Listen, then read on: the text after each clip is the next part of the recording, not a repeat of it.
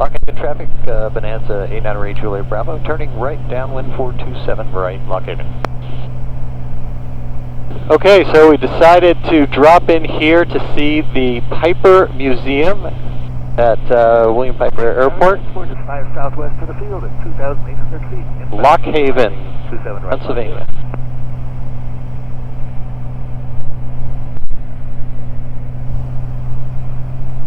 Okay, gums check. Gas is on the full tank. Undercarriage, we got 3 green. Mixture is set. Prop is set, and flaps coming in. Has you on the ADSB, no factor. Lockhaven traffic, Bonanza's midfield, right downwind 27 right, Lockhaven. The nicest guys in the pattern.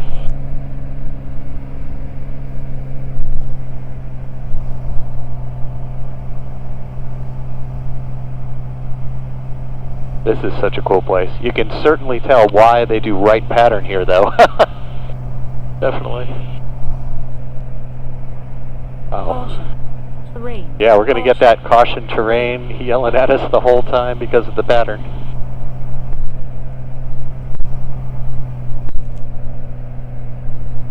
And Bonanza is turning ahead. right. Terrain base ahead. for 27 right. Lockhaven. Terrain ahead. Pull up. Terrain ahead. Pull up.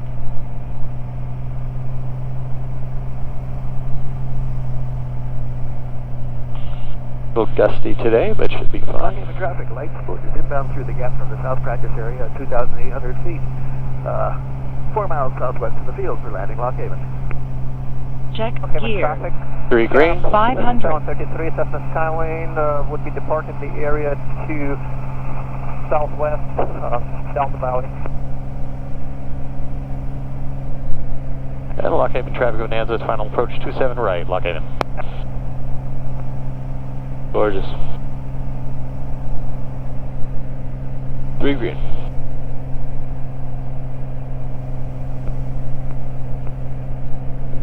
William T. Piper, automated weather observation at 1615 Zulu. Apparently that's on the same frequency. 0 at 5, temperature 27 Celsius, dew point 7 Celsius, altimeter 3009er, density altitude 1900, condensation altitude 10,600.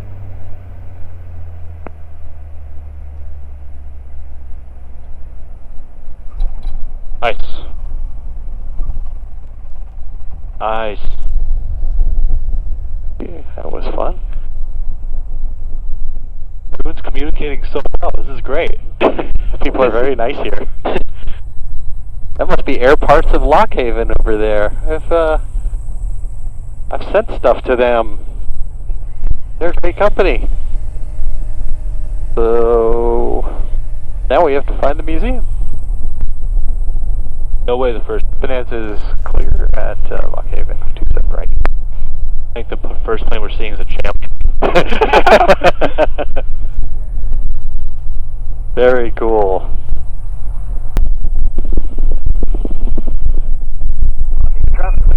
Downwind, 27 right.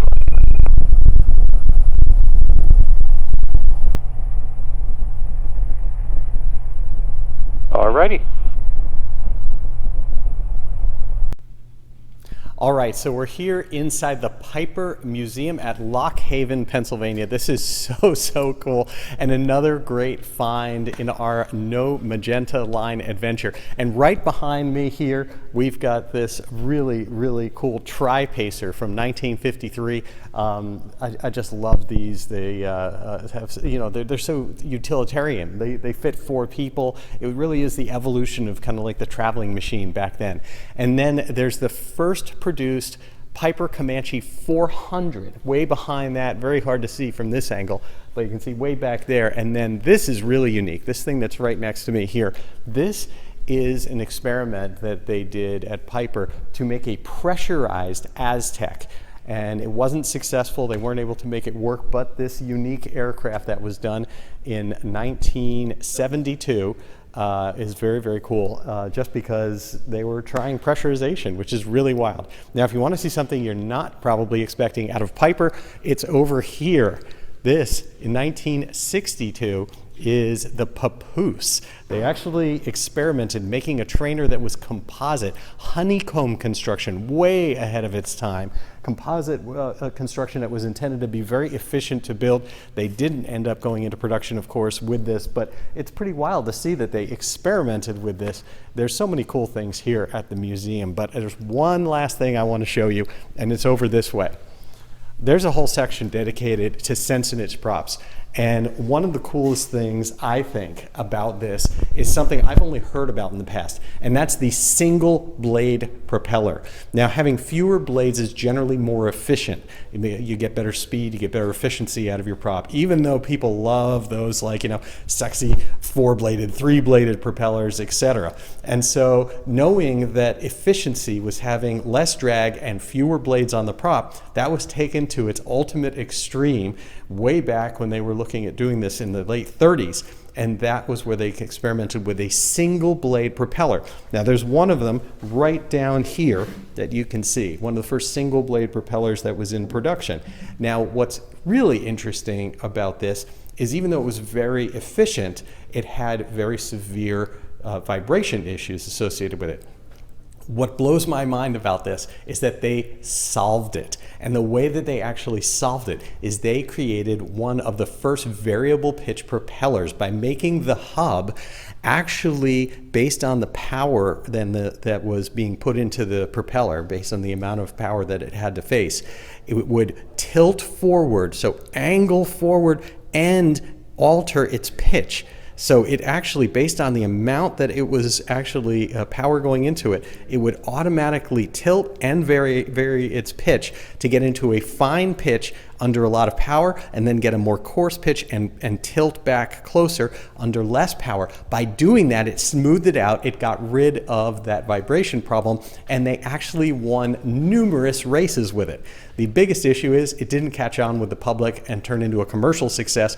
I'm guessing that had something to do with how strange it would look to have only one blade on your propeller. But anyway, I'd encourage everyone to come out to Lock Haven Airport. That's where we brought our latest edition of the No Magenta Line adventure. It's a great airport, super friendly people, and of course the Piper Aviation Museum.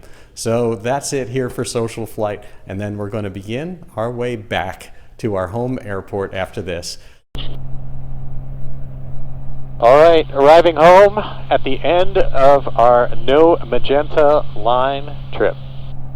Man, was that amazing.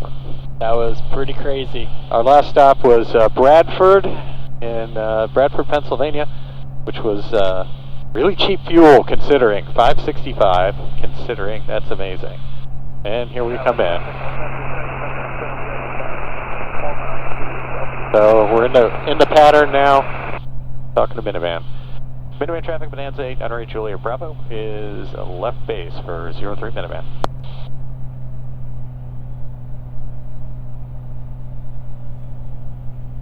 Okay, last gumps check. Gas, we've got on full tanks. Check gear. 3 green. 3 green. Mixture is set, prop, and flaps.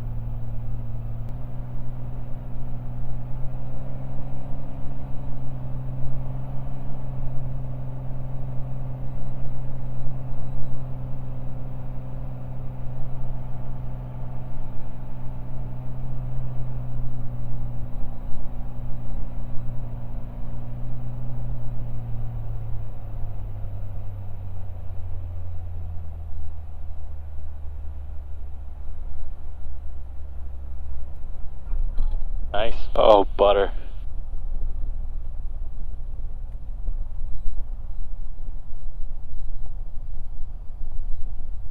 Holding that nose off, look at that.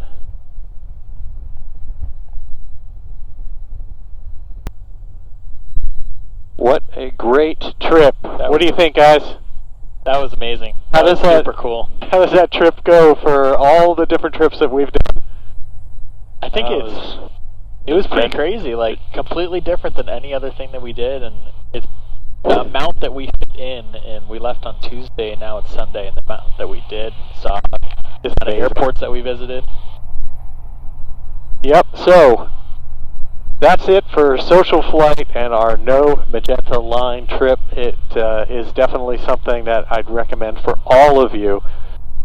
Get out there, just explore, wander. I mean, wow, we never knew what night, where we were going to stay, and how it was going to work out, and we just met some of the most amazing people along the way. What was your favorite part, Jake? It's hard to say. It was, I think, in terms of airports and approaches, the one that we did yesterday into the grass strip was pretty amazing. We went skydiving, which was crazy cool. So,